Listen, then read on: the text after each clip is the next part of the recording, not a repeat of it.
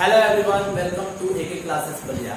बच्चों, आपका एग्जाम का दिन जो है धीरे धीरे नजदीक आ रहा है, इसलिए हम आपके लिए लेकर आए हैं स्पेशल सा क्लासेस, जिसमें हम लोग क्या करेंगे, हर चैप्टर का वो क्वेश्चंस को सॉल्व करेंगे, आपको बताएंगे जो हर साल बोर्ड के एग्जाम में पूछे जाते हैं। 2 नंबर वाले 3 नंबर वाले क्वेश्चन को हर चैप्टर का एक वीडियो बनेगा और 5 नंबर वाले के लिए एक वीडियो अलग से बनेगा। यानी कि हर चैप्टर का आपके पास 2 वीडियो बनेंगे। एक में आपको 2 नंबर 3 नंबर वाले क्वेश्चन सॉल्व कराए जाएंगे और एक में 5 नंबर वाले क्वेश्चन कराए जाएंगे। ऐसे क्वेश्चन जो हर साल आपके बोर्ड के एग्जाम में पूछे जाते हैं। ठीक है बच्चों, तो बने रहिए हमारे साथ और आज का हम लोग टॉपिक स्टार्ट करते हैं। तो आज का जो वीडियो है वो क्लास 12 के फिजिक्स के लिए है, जिसमें हम लोग पहले चैप्टर के 2 नंबर और 3 नंबर वाले क्वेश्चन सॉल्व करेंगे जो हर साल एग्जाम में पूछते हैं, विद्युत आवेश एवं क्षेत्र के। ठीक है, इसमें पहला जो हम लोगों का टॉपिक है जो हर साल पूछता है 3 नंबर में आपका, आवेशों का क्वांटीकरण। आवेशों का क्वांटीकरण, यह आपको हर साल 3 नंबर में ये क्वेश्चन पूछता है, मतलब कि हर कई साल पूछता है। ठीक है, आवेशों का क्वांटीकरण क्या होता है? तो जिस तरह से हर एक पदार्थ छोटे छोटे कणों से मिलकर बना है, जिसे हम लोग परमाणु कहते हैं, परमाणु से मिलकर बना है, उसी तरह आवेश भी क्या है, इलेक्ट्रॉनों से मिलकर बना है। ठीक है, जिस तरह से अगर समझिए तो मान लीजिए कि ये क्या है, एक आवेश है। तो इस आवेश के अंदर क्या होंगे, बहुत सारे इलेक्ट्रॉन होंगे। क्या होंगे? बहुत सारे इलेक्ट्रॉन होंगे। ये क्या हो गया? आवेश हो गया। क्या हो गया? आवेश। और इस आवेश के अंदर क्या है? बहुत सारे इलेक्ट्रॉन होंगे। आवेश मतलब Q से प्रदर्शित करते हैं। यानी कि आवेश किससे मिलकर बना है? इलेक्ट्रॉनों से मिलकर बना है। और इलेक्ट्रॉनों की गुणज को ही गुणा करेंगे आपस में, बहुत सारे इलेक्ट्रॉन मिलकर क्या बनाएंगे? आवेश। ठीक है, तो यहाँ से परिभाषा हमको मिल गया क्या? आवेश का सूक्ष्मतम कण, सूक्ष्मतम कण इलेक्ट्रॉन होता है। ठीक है, इलेक्ट्रॉन होता है। इलेक्ट्रॉन के पूर्ण गुणज का मतलब क्या है? आवेश से बनेगा, इलेक्ट्रॉनों से तो मिलकर बनेगा, लेकिन इसमें पूर्ण गुणज में इलेक्ट्रॉन रहेंगे 2, 4, 6, 50, 500, 1000। अब इसमें क्या होंगे? ऐसे नहीं रहेंगे 3.5, 3.5 इलेक्ट्रॉन नहीं होंगे। ठीक है, 4.2 ऐसे इलेक्ट्रॉन नहीं होंगे, पूर्ण रूप में इलेक्ट्रॉन रहेंगे। ठीक है, तो पूर्ण गुणज से मिलकर बना होता है।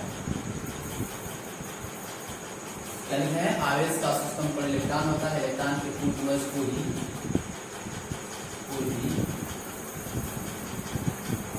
आवेशों का क्वांटीकरण करते हैं।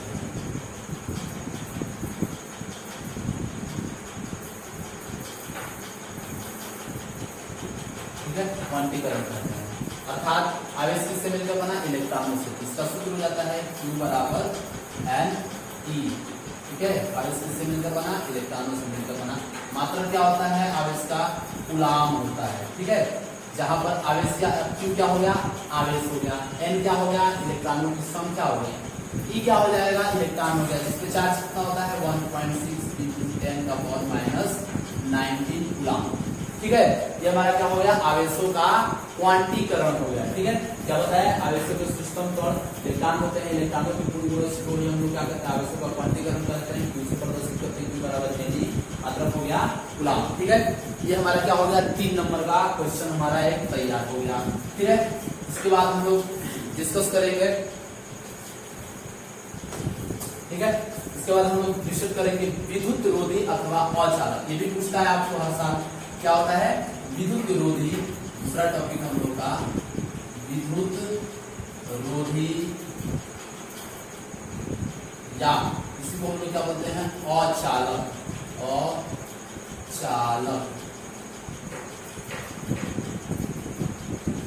देखिए, विद्युत रोधी या अचालक क्या होता है कि वे पदार्थ जिसमें विद्युत का प्रवाह नहीं होगा, करंट इसमें जाएगा नहीं, जैसे लकड़ी हो जाएगा, प्लास्टिक हो जाएगा, रबड़ हो जाएगा, इसमें क्या होगा? करंट जाएगा ही नहीं। वो क्या हो जाएंगे? हमारे अचालक या विद्युत रोधी होते हैं, ठीक है। और इसमें क्या होते हैं, इनमें इलेक्ट्रॉनों की संख्या ना के बराबर होती है, क्योंकि इलेक्ट्रॉन ही करंट को एक जगह से दूसरी जगह तक प्रवाहित करते हैं। यानी विद्युत रोधी कहा जाएगी वे पदार्थ जिनमें इलेक्ट्रॉनों की संख्या क्या होती है, नगण्य होती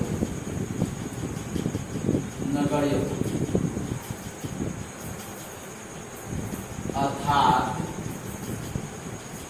जिनमें विद्युत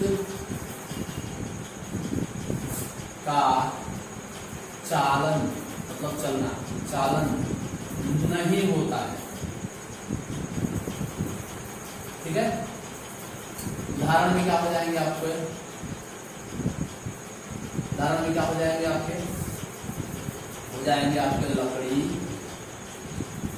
लकड़ी, प्लास्टिक,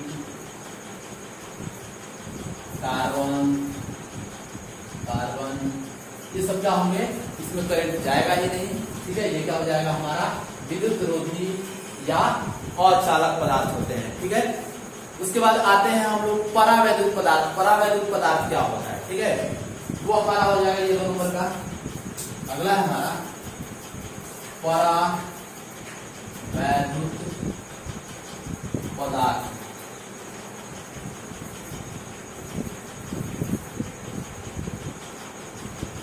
पदार्थ। देखिए परावैद्युत पदार्थ क्या होता है, ऐसे पदार्थ जिसपे विद्युत का चालन नहीं होता है, लेकिन विद्युत का प्रभाव उसके पृष्ठ पर देखा जाता है।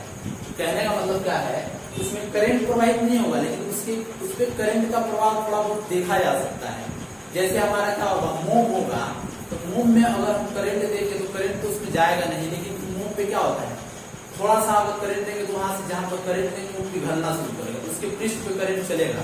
प्लास्टिक होगा तो प्लास्टिक में करंट जाएगा नहीं, लेकिन प्लास्टिक को क्या करेगा, पिघलाना शुरू कर देगा, गलाना शुरू कर देगा, क्योंकि उसका प्रभाव उसके पृष्ठ पर देखा जा सकता है, ठीक है।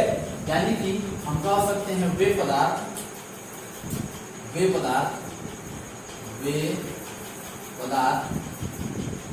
जिनमें इलेक्ट्रॉनों की संख्या नगण्य होती है, जिनमें भी इलेक्ट्रॉनों की संख्या क्या होगी, नगण्य होगी, ठीक है, नगण्य होगी। लेकिन इनके पृष्ठ पर विद्युत चालन होता है, या कह सकते हैं पृष्ठ पर विद्युत चालन का प्रभाव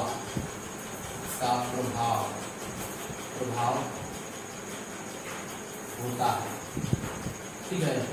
जैसे में हम क्या ले लेंगे, रबड़ ले लिए, मोम ले लिए, ठीक है, प्लास्टिक ले लिए, कांच ले लिए। इन सब पे क्या होगा, इन सब पे हम देखेंगे इनके ऊपर क्या होता है, विद्युत का प्रभाव होगा। भले इसमें करंट नहीं जाएगा, लेकिन इसकी सतह क्या होगी, धीरे धीरे इसको तोड़ना शुरू हो जाएंगे, रबड़, मोम, प्लास्टिक, कांच। क्या होते हैं, हमारे परावैद्युत पदार्थ होते हैं, ठीक है। ये हमारे क्या हो गए, ये हमारा अगला टॉपिक हो गया 2, ठीक है। अगला टॉपिक जो है हम लोग का रेखीय आवेश घनत्व है। क्या है, रेखीय आवेश घनत्व। रेखीय आवेश घनत्व, ठीक है। रेखीय आवेश घनत्व क्या होता है कि जब किसी चालक पर हम लोग आवेश देते हैं तो एक समान रूप से फैल जाता है, ठीक है। तो उसमें जब एक समान रूप से फैल जाएगा, तो जैसे हमने कोई चालक तार ले लिया लंबा सा, ठीक है। अब इस चालक तार पे अगर हम इसको करंट देते हैं कहीं से जोड़कर बाहर से, इसमें करंट चलना शुरू होगा। अब वो करंट आएगा तो हमने इसे 10 कूलम का आवेश दिया, 10 कूलम सारा एक जगह पर नहीं होगा, ये सारे आवेश इसके एक समान रूप से फैल जाएंगे। यहाँ पर कितना आवेश उपस्थित होगा, मान लो 10 मीटर लंबा, 10 सेंटीमीटर लंबा तार है और 10 कूलम का आवेश दिए, 1 सेंटीमीटर में आवेश की मात्रा कितनी होगी, 1 कूलम। इसके प्रत्येक लंबाई में कितना आवेश उपस्थित हो रहा है, इसको हम लोग क्या बोलते हैं, रेखीय आवेश घनत्व। ठीक है, यानी कि एकांक लंबाई में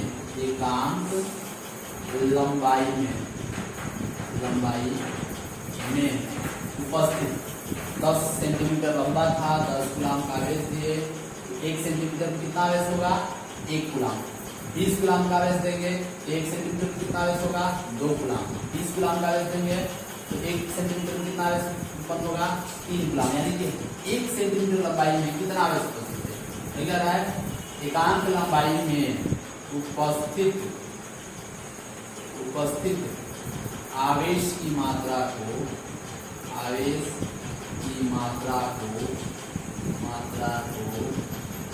रेखीय आवेश घनत्व कहते हैं। रेखीय आवेश घनत्व।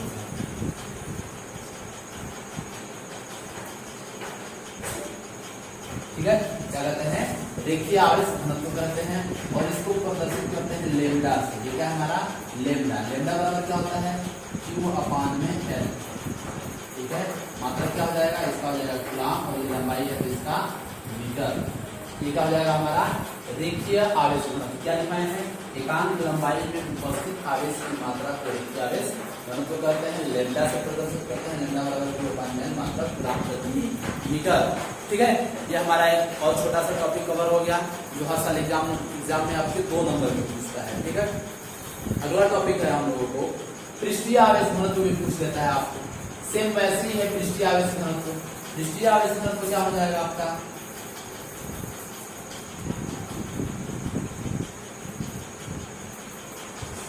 पृष्ठीय आवेश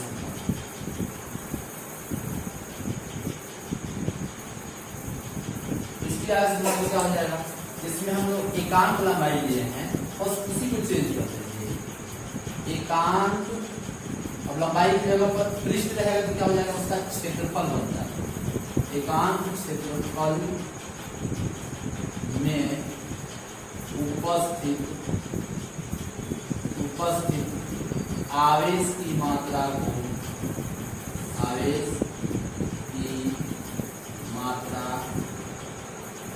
को पृष्ठीय आवेश घनत्व कहते हैं।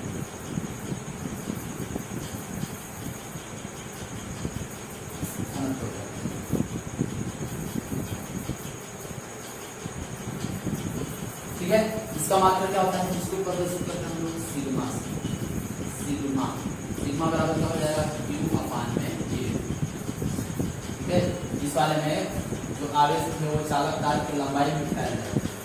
इस वाले में कोई पृष्ठीय वस्तु होगा, इस पर आवेश के समान पृष्ठीय में क्षेत्रफल होता है, इसीलिए इसका मात्रा फॉर्मूला होगा Q/A में। मात्रा किस होते हैं, कूलाम प्रति मीटर स्क्वायर। ठीक है, ये हमारा क्या हो गया, पृष्ठीय आवेश घनत्व। ठीक है, तो हमारे क्या हो गए 2-3 नंबर वाले क्वेश्चन है और 2 चैप्टर के और भी क्वेश्चन है। तो इसके स्क्रीनशॉट लीजिए, तब हम बताते हैं आपको आगे।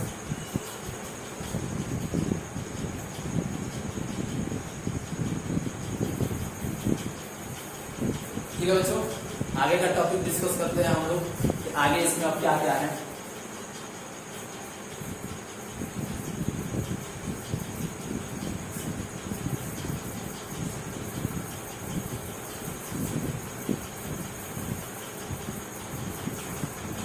आगे इस चैप्टर से पूछने वाले जो टॉपिक है शॉर्ट में, वो है वैद्युत क्षेत्र।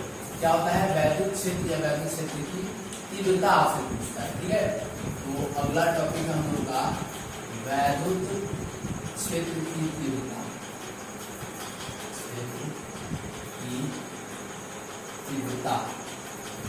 ठीक है, वैद्युत क्षेत्र की तीव्रता क्या होगी, देखिए अगर कोई आवेश है तो अपने चारों तरफ विद्युत क्षेत्र बनाता है। ये क्या है, इसका विद्युत क्षेत्र है। ये विद्युत क्षेत्र, ठीक है, ये हो गया इसका विद्युत क्षेत्र। अब इस विद्युत क्षेत्र में अगर कोई अन्य आवेश को यहाँ लाकर रख देते हैं, परीक्षण आवेश मतलब क्या है, ये ऐसा आवेश है जो दूसरे पर कोई बल नहीं लगा पाएगा, भले इस पे ये बल लगा सकता है, इसमें अपना कोई गुण नहीं है किसी को आकर्षण और प्रतिकर्षण करने का। तो जब इसको लाकर यहाँ रख देंगे, ये इस पे बल लगाना शुरू कर देगा। ठीक है। और ऐसा बल लगाएगा कि क्या करेगा, भागने लगेगा यहाँ से, यानी कि तीव्रता लगाएगा। तीव्रता मतलब एक तरह से समझ लीजिए क्या करेगा, धकेल लगाएगा, जिसको हम लोग डिनोट करेंगे ई से। तो वैद्युत क्षेत्र क्या हो गया, ई बराबर हो जाता है हमारा, ई बराबर हो जाता है एफ बटा में क्यू नॉट। ठीक है, परिभाषा क्या हो जाएगी, या वेक्टर लगता है क्योंकि एक सदिश राशि होती है। अब वैद्युत क्षेत्र की तीव्रता क्या है, ये हो गया वैद्युत क्षेत्र। इस वैद्युत क्षेत्र में ये हो गया वैद्युत क्षेत्र, इसका इस आवेश का वैद्युत क्षेत्र ई हो गया। और इस वैद्युत क्षेत्र ई में एक आवेश रख दिया गया क्यू नॉट, और इस पे इसके कारण बल लगने लगा एफ। तो यहाँ से परिभाषा हो जाएगा किसी घन परीक्षण आवेश को, ठीक है, ये कहाँ स्थित है, विद्युत क्षेत्र, विद्युत क्षेत्र में स्थित किसी आवेश पर लगने वाले विद्युत बल को बल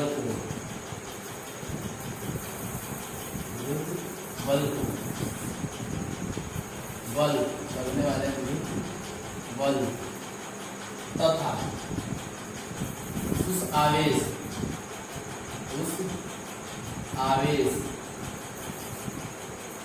के परिमाण के अनुपात को वैद्युत क्षेत्र की तीव्रता कहते हैं। वैद्युत क्षेत्र की तीव्रता कहते हैं। ठीक है बच्चों, क्या होता है, ये हमारा एक वैद्युत क्षेत्र हो गया।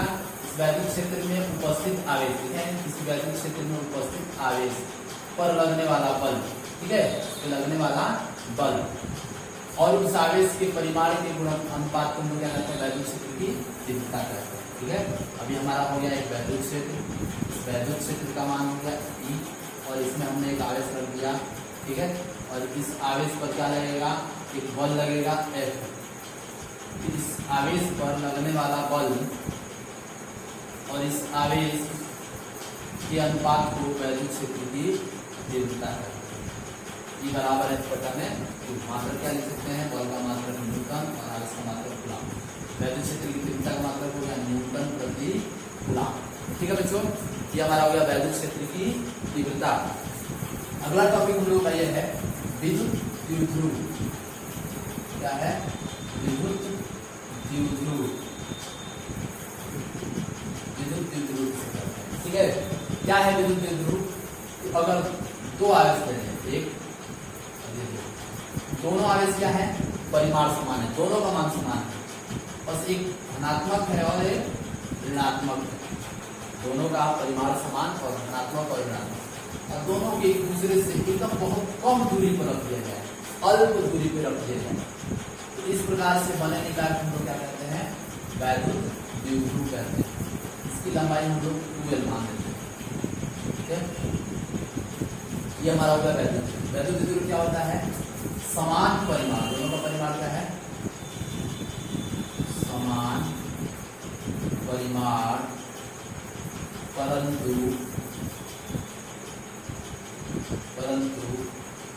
विपरीत प्रकृति,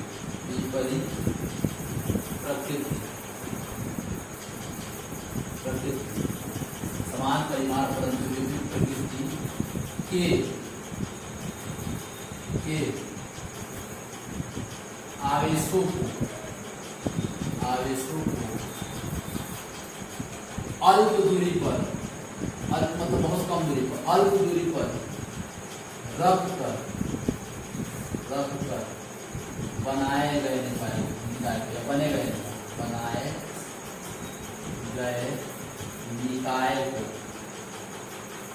निकाय को क्या कहते हैं, विद्युत द्विध्रुव कहते हैं। कहीं विद्युत बोलता है, कहीं वैद्युत बोलता है, विद्युत द्विध्रुव कहते हैं। क्या बोले हैं कि देखिए समान परिमाण के दो आवेश परंतु इनकी प्रकृति क्या रहेगी, विपरीत रहेगी और दोनों एक दूसरे से क्या रहेंगे, अल्प दूरी पर रखकर बनाए जाएंगे। तो ऐसे ही कार्य हम क्या कहेंगे, विद्युत द्विध्रुव कहेंगे। ठीक है, अगला हमारा हो जाएगा विद्युत द्विध्रुव आघूर्ण। हो जाएगा विद्युत द्विध्रुव आघूर्ण। अगला टॉपिक हम लोग का हो जाएगा विद्युत द्विध्रुव आघूर्ण। यह हमारा होगा विद्युत द्विध्रुव।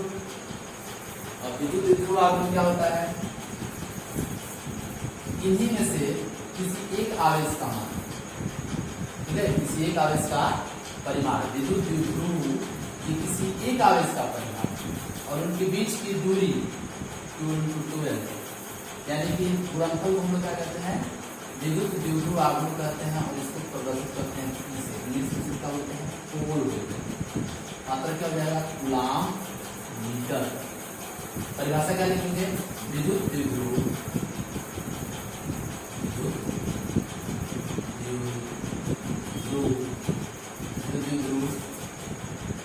के किसी एक आवेश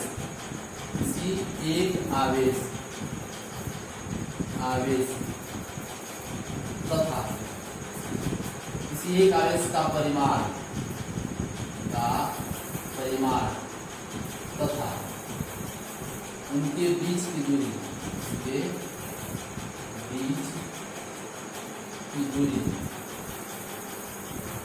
के गुणनफल को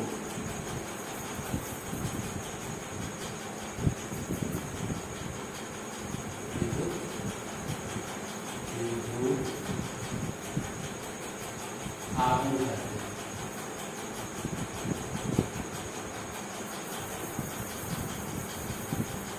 ठीक है बच्चों, ये क्या होगा हमारा विद्युत द्विध्रुव आघूर्ण। विद्युत द्विध्रुव आघूर्ण क्या होगा, विद्युत द्विध्रुव होगा कि किसी एक आवेश का परिमाण, इन दोनों में से किसी एक आवेश का परिमाण तथा उनके बीच की जो दूरी है उसका गुणनफल करा दिया जाए तो उनको क्या कह रहा है, विद्युत द्विध्रुव आघूर्ण, Q × 12। ठीक है, विद्युत द्विध्रुव को आघूर्ण को प्रदर्शित करते हैं P से, P बराबर Q × 12, मात्रक हो गया कूलम मीटर। ठीक है, ये हमारा एक और टॉपिक कवर हो गया इसमें का। ठीक है, ये सब हमारे क्या है, ऐसे टॉपिक हैं जो हर साल एग्जाम में 2 नंबर या 3 नंबर में पूछे जाते हैं पहले चैप्टर के। ठीक है, तो हमारे पहले चैप्टर में जो पूछने वाले क्वेश्चन थे 1 नंबर 2 नंबर में, सॉरी 2 नंबर और 3 नंबर वाले में, उन सारे टॉपिक को हम लोगों ने क्या कर लिया, डिस्कस कर लिया है। अब हम इस चैप्टर के उन क्वेश्चंस को लगाएंगे जो 2 नंबर 3 नंबर पूछते हैं। अभी तक हम लोगों ने थ्योरी पढ़ा था, अब हम न्यूमेरिकल लगाते हैं जो 2 नंबर और 3 नंबर में पूछेंगे। ठीक है बच्चों, तो लगाते हैं 2 नंबर और 3 नंबर में कौन कौन से क्वेश्चन पूछते हैं। देखिए, एक हम लोगों का क्वेश्चन है, एक कूलम में कितने आवेश होते हैं। ठीक है, एक कूलम में कितने आवेश होते हैं, यानी कि हमको इसमें क्या दिया है, हमको दे दिया है Q का मान। Q का मान कितना दे दिया है, 1 कूलम। पूछ क्या रहा है, कितने आवेश होते हैं, यानी कि इलेक्ट्रॉनों की संख्या पूछ रहा है, इलेक्ट्रॉनों की संख्या पूछ रहा है। तो हमको मान दे दिया है Q का 1 कूलम और पूछ रहा है कितने इलेक्ट्रॉन होते हैं, इलेक्ट्रॉनों की संख्या पूछ रहा है। ठीक है, इन दोनों से मिलकर हमारे पास एक फॉर्मूला होता है Q बराबर NE, जिसमें हमको E का मान पता होता है 1.6 × 10⁻⁻19 होता है। ठीक है, ये हमारा क्वेश्चन नंबर पहला है। सॉल्व करते हैं, Q बराबर NE पे Q N का मान हमको क्या करना है, निकालना है। तो N बराबर फॉर्मूला क्या हो जाएगा, हम इस साइड भेज देंगे Q बटा में E N। Q का मान हमारे पास कितना है, 1 है।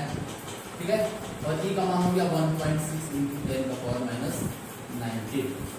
अब इसको सॉल्व करेंगे, इसे भाग देंगे तो क्या आ जाएगा हमको। ठीक है, अगर नहीं आ रहा है तो इसको हम क्या कर देते हैं, ऊपर 100 कर देंगे और नीचे हम क्या करते हैं, इसको 16 कर देंगे, तो 10 का पावर 100 करने के लिए हम 100 से ऊपर और 100 से नीचे मल्टीप्लाई कराएंगे। ठीक है, ऊपर हो गया 100 और 1 10 से इसमें गुणा करा देंगे 16 और एक और इसमें कम हो जाएगा -18। ठीक है बच्चों, अब यहाँ से हम कटा देते हैं, कितनी बार में कटेगा ये, 50 बार में, और ये कट जाएगा 8 बार में।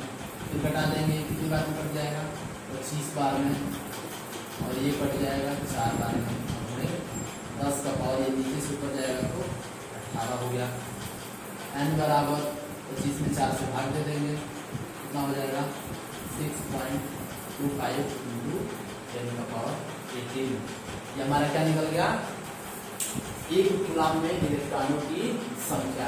एक कूलाम में कितने इलेक्ट्रॉन होंगे, एक कूलाम में इलेक्ट्रॉनों की संख्या निकल गया। ठीक है बच्चों,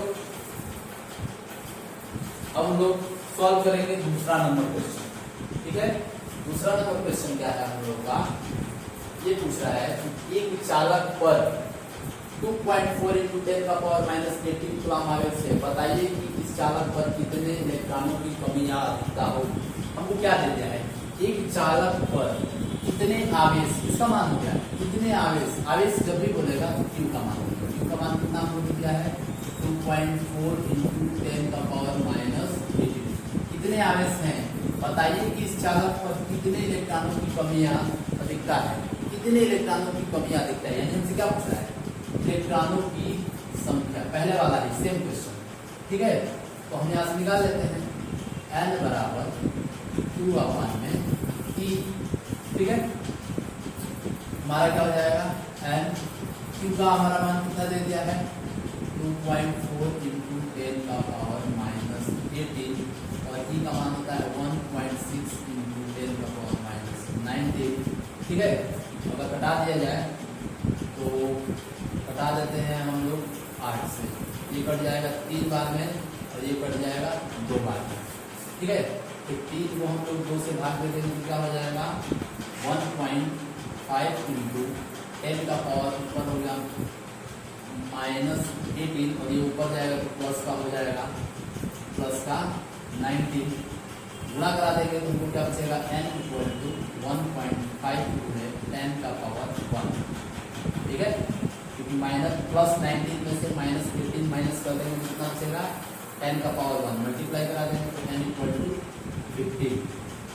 क्या है, इतने इलेक्ट्रॉन और चाहिए, इतने इलेक्ट्रॉन की क्या है हमें कमी है। ठीक है, इस क्वेश्चन को भी हम लोगों ने सॉल्व कर दिया।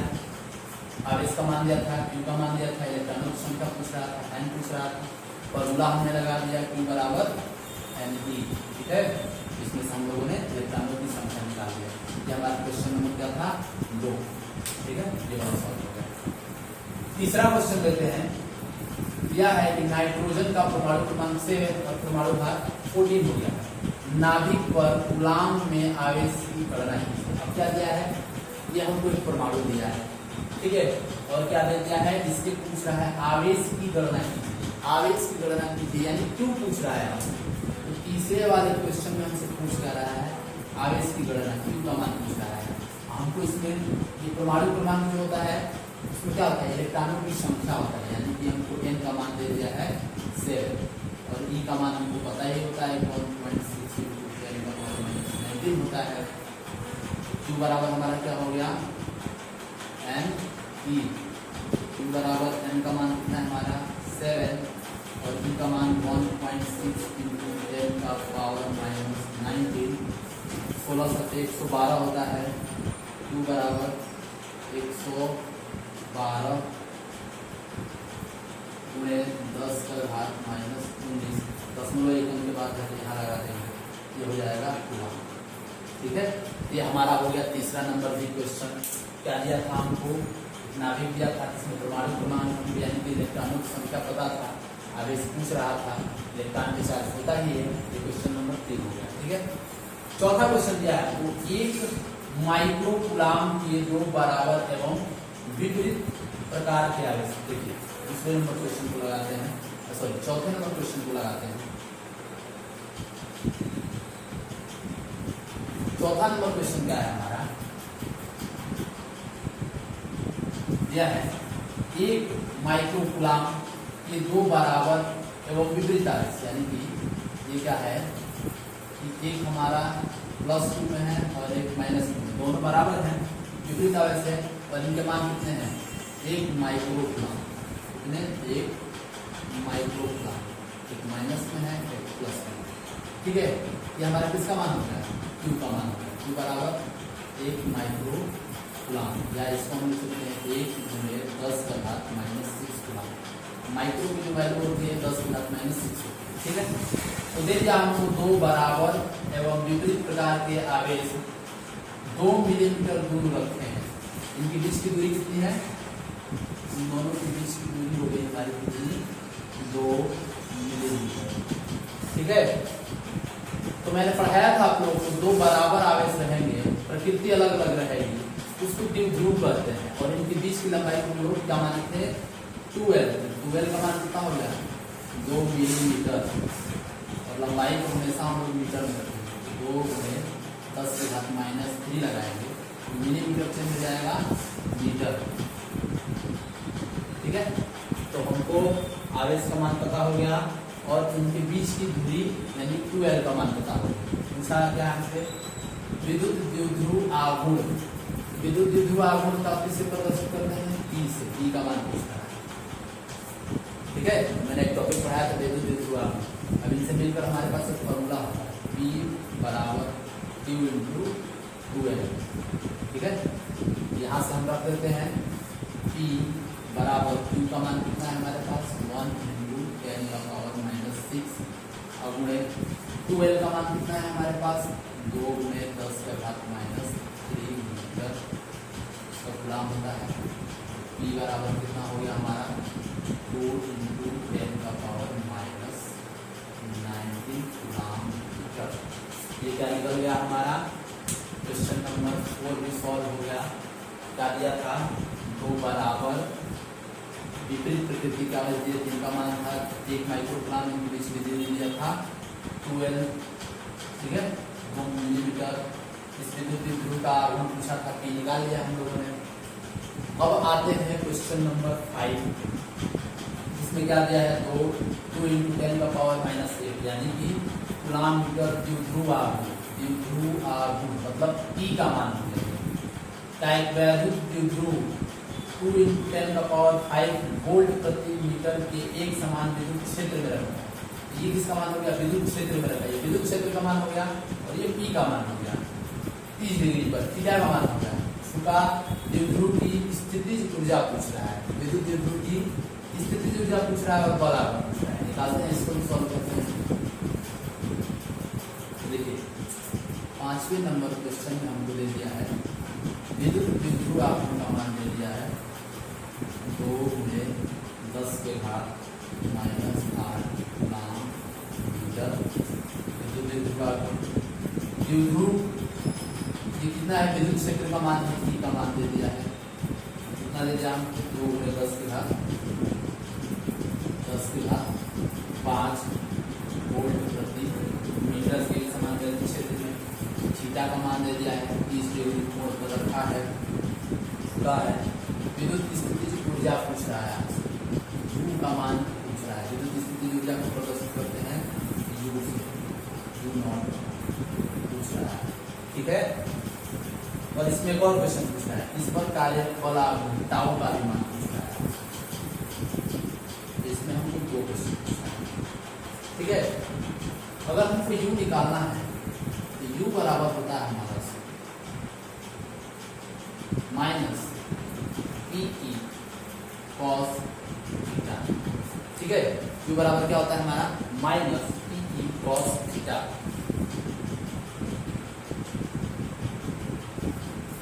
ठीक है।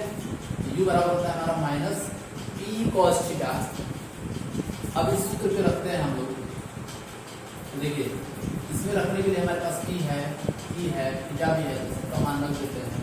तो देखिए U बराबर -P का मान 2 गुणे 10 का घात -1 और गुणे E का मान कितना है? 2 गुणे 10 का घात 5 और गुणे cos 30, ठीक है। यहाँ से U बराबर ये हो जाएगा आपका 2 गुना का 4 गुणे 10 का घात 8 और 5 घटा देंगे -3 और ये cos 30 का मान हो जाता है आपका 1/3/2। 2 से 2 यहाँ कट जाएगा तो क्या हो जाएगा? 2 का 3 में मल्टीप्लाई करा देंगे, U बराबर आ जाएगा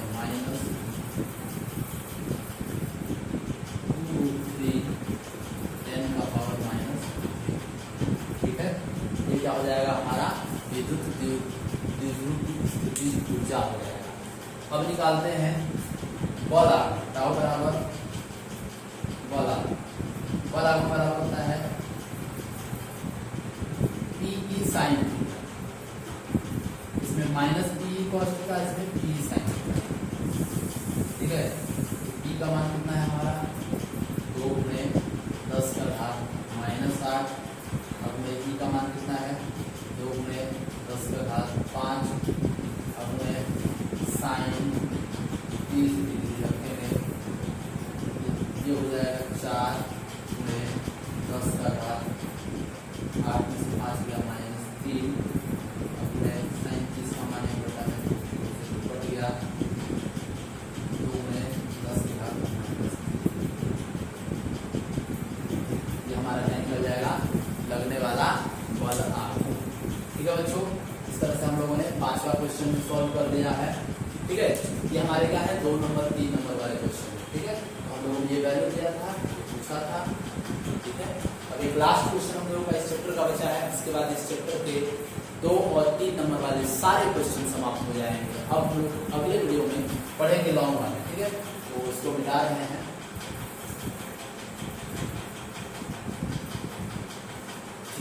6 नंबर क्वेश्चन करते हैं। 6 नंबर क्वेश्चन दिया है वायु में एक दूसरे से 30 सेंटीमीटर दूरी पर रखे 2 आवेश के गोले पर कितने चार्ज हैं। देखो, वायु में 2 आवेश के गोले रखे हैं, एक दूसरे से ये दोनों आवेश Q1 और Q2 एक दूसरे से कितनी दूरी पर रखे हैं 30 सेंटीमीटर की दूरी पर रखे हैं। ठीक है, ये किसका मान हो जाएगा R का मान हो जाएगा। रखे हैं 2 छोटे आवेश के गोलों पर क्रमशः इतना और इतना आवेश है। एक पर कितना आवेश है तो हमारा 2 × 10⁻⁻7 है, और एक पर कितना है तो 3 × 10⁻⁻7। ठीक है, आवेश उनके बीच विद्युत बल पूछ रहा है। हमारे पास क्या है Q1 का मान हो गया 2 × 10⁻⁻7, Q2 का मान हो गया 3 × 10⁻⁻7, R का मान हो गया 30 सेंटीमीटर, या R का मान हो जाएगा 30 × 10⁻² मीटर हो जाएगा सेंटीमीटर से। जब 10⁻² लिखते हैं तो मीटर में चली जाता है। अब बल निकाले तो कूलाम के नियम से F बराबर 9 × 10⁻⁴ जो होता है हमारा 1/4πε0 Q1 Q2 R² होता है। जहाँ पर जब कह रहा है कि वायु में रखा गया है, तो वायु में दोनों आवेश के बीच का माध्यम वायु होता है, जिसकी वैल्यू होती है 9 × 10⁻9। Q1 का मान कितना हो गया 2 × 10⁻7, Q2 का मान कितना हो गया 3 × 10⁻⁻7, और इसके बीच की दूरी कितनी है 30 × 10⁻⁻2, और दूरी का वर्ग कर देंगे। ठीक है, यहाँ से F बराबर हमारा कितना हो गया, यहाँ से लिख सकते हैं 9 में यहाँ दोनों वर्ग लगा देते हैं 3 × 6 अपने 10 का घात सॉल्व कर देते हैं तो 7 7 14 में से 9 घटा देंगे तो हमारा बच जाएगा -5 बटे में इसको गुणा करा देते हैं तो हो जाएगा 30 × 30 अब 10 के घात -2 × 10 के घात -2 यानी कि 10 के घात -4 हो गया। ठीक है, अब देखिए घटा देते हैं 6 से इसको अगर घटा दें 5 बार हो जाएगा।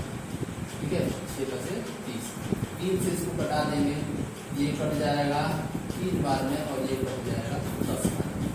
ठीक है, ऊपर हो गया हमारा 3 और नीचे हो गया 50। ठीक है, 10 के घात 4 और 10 के घात 5, 10 के घात ऊपर जाएगा, ये हो गया 10 के घात -5 और ये ऊपर जाएगा 10 के घात 4। ठीक है, यहाँ से छोटा है भाग हो जाएगा नहीं, इसको हम 3 जोड़ बटे में 50, 300 हुआ कहाँ से 100 से गुणा कराएंगे। ठीक है, नीचे भी 100 से गुणा कराना पड़ेगा। यहाँ हो जाएगा 10 के घात 5। ये 300 कैसे हुआ है? अगर 300 इसको लिखते हैं तो घाटा था, 10 के घात 5 था, तो इसमें 10 के घात ये वाला ऊपर चला गया प्लस। इसको 300 लिखते हैं तो ऊपर 10 के घात -2 ले लेते हैं, 2 0 ले लेते हैं, 2 के घात -2 ले लेते हैं, और 10 के घात -5 और 10 के घात 4। देखिए इसको आसानी से बता सकते हैं, ये बात हो गया। और 10 के घात 2 7, 7 में से 4 गया 10 के घात -3। ठीक है, इस तरह से हमारे क्या हो गए, 6 क्वेश्चन सॉल्व हो गए। ये हमारे क्या है, इस तरह से एग्जाम में 2 नंबर और 3 नंबर वाले क्वेश्चन जो आपके कंप्लीट हो चुके हैं। और अगले वीडियो में हम लोग आएंगे लॉन्ग वाला क्वेश्चन सॉल्व करने के लिए, डेरिवेशन करेंगे और लॉन्ग वाले न्यूमेरिकल करेंगे 5 नंबर वाले क्वेश्चन। ठीक है बच्चों, तब तक के लिए बाय।